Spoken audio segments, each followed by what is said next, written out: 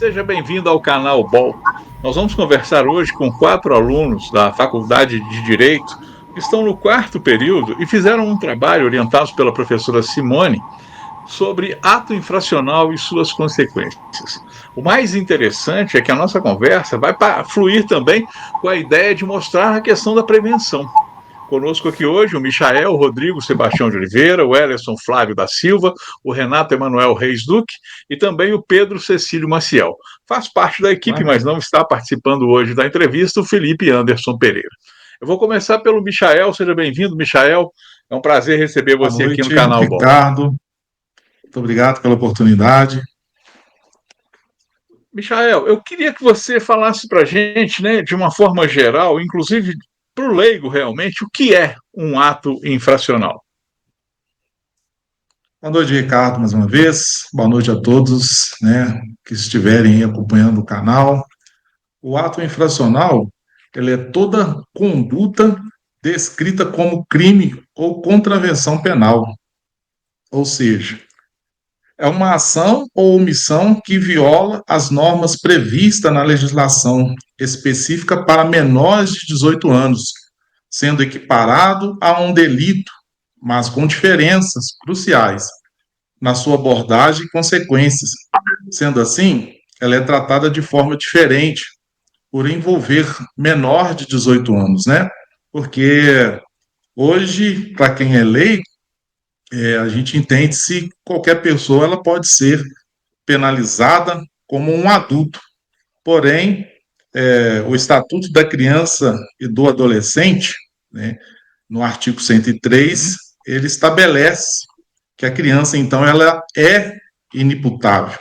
Ou seja, a criança que tem, né, de 6, né, até 6 anos, né, melhor dizendo assim, ela sofre um tipo de tratamento, né? E aqueles de 12 a 18 anos recebem outro tipo de tratamento. Entendi. É bem interessante realmente que as pessoas compreendam como é que funciona essa classificação etária, até para poder saber o que pode e o que realmente não pode fazer. Eu queria conversar agora com o Ellerson. Seja bem-vindo, Ellerson. Eu queria que você me explicasse o seguinte: como é que o sistema, né, de medidas socioeducativas do ECA, ele vai funcionar de que forma na prática, sabe, para um adolescente que comete um ato infracional? Boa noite a todos. Obrigado pela pergunta, Ricardo. Então, após a apuração do ato, né, do ato infracional, o juiz da Vara da Infância e da Juventude, ele pode aplicar uma medida socioeducativa. Como assim? Essa medida ela varia de acordo com a gravidade do ato que aquele cidadão cometeu. As medidas podem ser em meio aberto, como uma simples advertência, pode ser também obrigação de reparar o dano, prestação de serviços à comunidade, e também pode escalar um pouco, como uma liberdade assistida ou em regime de privação de liberdade, como semi-liberdade e internação. O objetivo aqui não seria o encarceramento, mas sim a responsabilização do adolescente por sua conduta, né? E esse processo ele envolve aí um plano de acompanhamento que é elaborado e os pais, né, participam geralmente. E a intenção é que esse trabalho, que esse planejamento, esse processo, ele guie toda essa ressocialização do adolescente.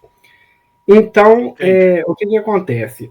Essas medidas elas são reavaliadas com o tempo, né, perante lá o juiz ou então a equipe que vai estar acompanhando. E também há a internação, que é uma medida mais severa.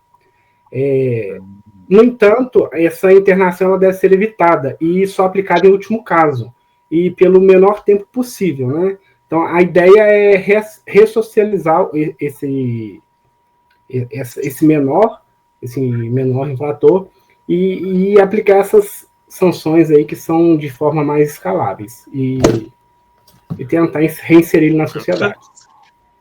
Realmente você tem razão, né? A internação é a medida bem severa e precisa ser mesmo, quase que a última opção, e ainda por cima por menor tempo possível, para que evite qualquer problema psicológico desse jovem, desse adolescente, nesse período ainda em que está a formação, né, principalmente. Agora, eu queria conversar com o Pedro. Ô Pedro, né, nesses estudos, nesse trabalho que vocês fizeram aí, junto com a professora Simone Rodrigues da Costa, né, como é que vocês viram a tecnologia, né? Como é que ela vai poder ajudar, de alguma forma, nessa prevenção do ato infracional? Então, a tecnologia ela pode favorecer, né, ao fornecer o acesso a cursos online, plataformas de qualificação profissional e espaços digitais de convivência saudável, né? Além disso, as ferramentas de monitoramento escolar e programas de inclusão digital que ajudam a manter os jovens mais conectados a oportunidades positivas, reduzindo a vulnerabilidade deles. Isso. Agora, Pedro, eu até entendo que, né, a tecnologia pode ajudar bastante nessa prevenção do ato infracional, mas existe também um papel da comunidade nessa questão da prevenção do ato infracional, né? Não é só monitorar a parte da tecnologia, mas é preciso que a comunidade também exerça um trabalho de prevenção. Como é que é isso? Então, o papel da comunidade é criar, né, um ambiente de apoio e promover atividade cultural e esportiva local e incentivar a participação dos jovens, né, nos projetos sociais. Quando a comunidade ela ajuda, ela tem esse engajamento, ela fortalece os veículos de pertencimento e reduz o isolamento das pessoas. O que são fatores que contribuem para afastar os adolescentes da situação de risco. Isso é realmente quando a comunidade atua e traz atividades, sejam esportivas, sejam atividades culturais, sejam atividades sociais, né, fazem com que esse adolescente, esse jovem, não cometa atos infracionais, não parta para a ideia do lado do crime. Bom, agora eu quero conversar com o Renato. Tudo bem, Renato? Seja bem-vindo ao canal Bom, meu caro. Boa noite, Ricardo. É um prazer estar no seu programa. A gente agradece. Muito obrigado. Boa noite a todos que estão aí assistindo o seu programa. Meu amigo, me explica o seguinte: como é que a gente pode prevenir o ato infracional? Porque a prevenção é tudo, né? Se você consegue trabalhar isso de alguma forma, ajuda bastante, não é? Com certeza. Então, Salim, ao meu ver, a prevenção seria a melhor solução para se não chegar ao ato.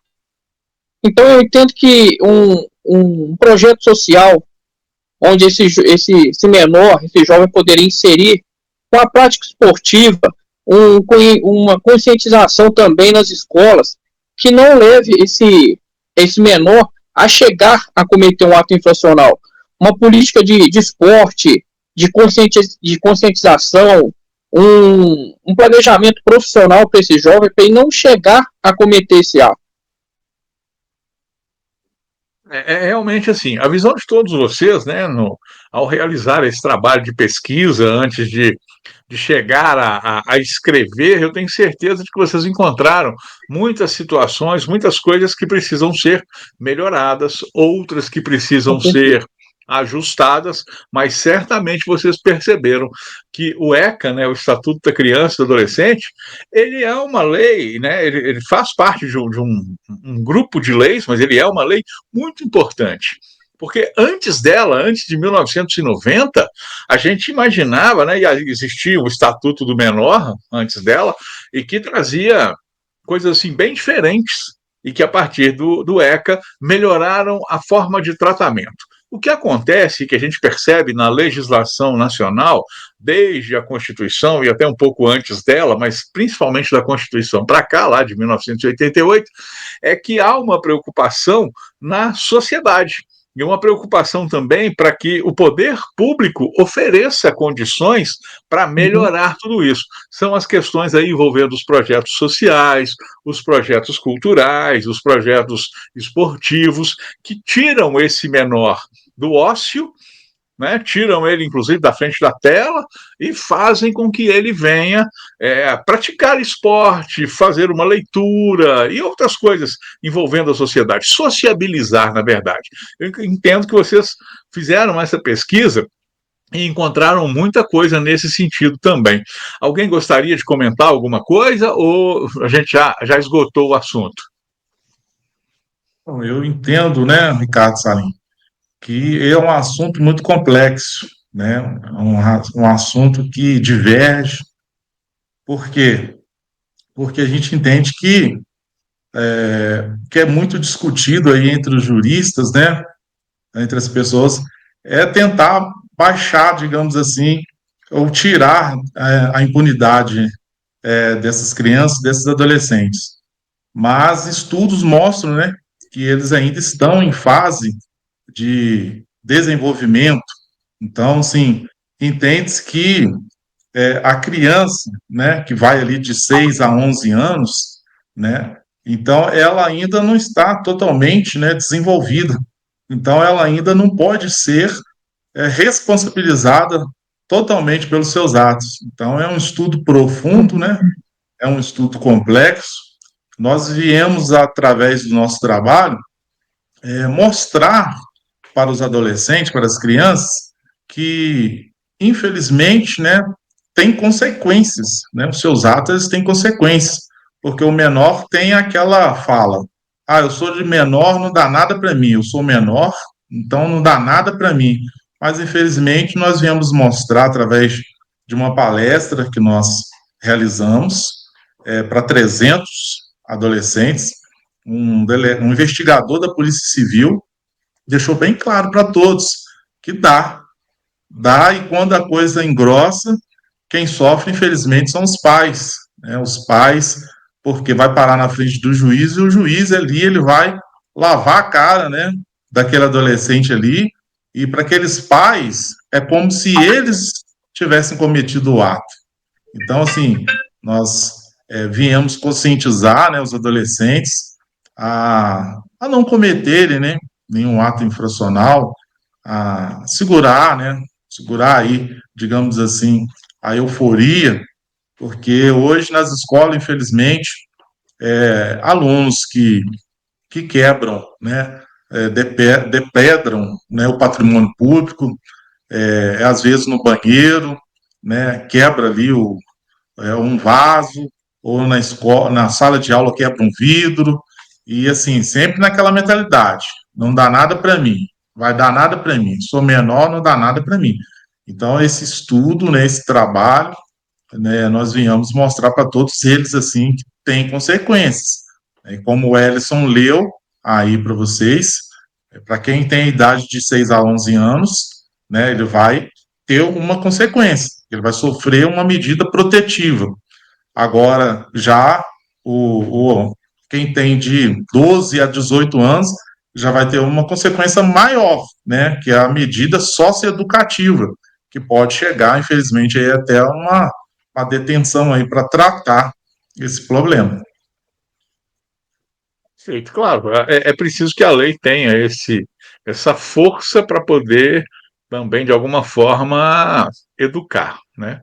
Mas as questões sociais é que precisam ser sempre desenvolvidas para evitar exatamente que se chegue a esse nível, né? Ele sendo educado, ganhando leitura, conhecimento, eu tenho certeza de que ele tira da sua cabeça essa ideia de agir, né, de forma escusa, de forma contrária aos princípios e, principalmente, de forma contrária à lei.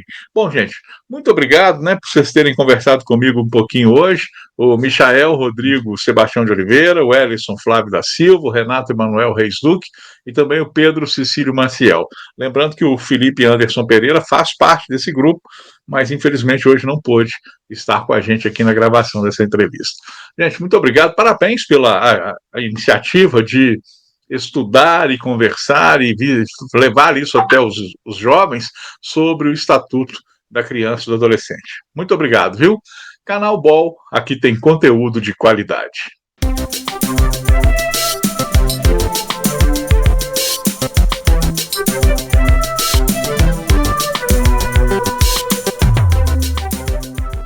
Olá, o Barbacena Online convida você para participar de nosso canal. É muito fácil, curta o vídeo, clique no botão de se inscrever aqui embaixo e no sininho para receber notificações sempre que tivermos um novo vídeo. Aqui tem conteúdo de qualidade.